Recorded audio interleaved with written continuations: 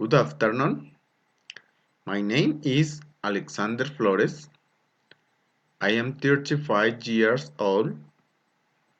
I live in the city of Funza. I working in a ceramic factory. I study environmental engineer. I really like to ride a bicycle and share it with my family.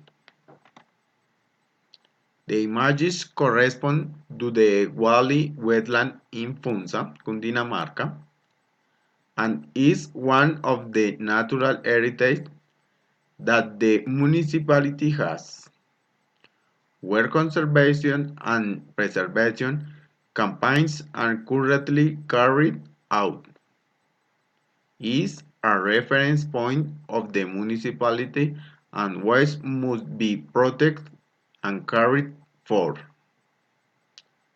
I invite you all to visit Funza and its place of recreation and nature. Thank you.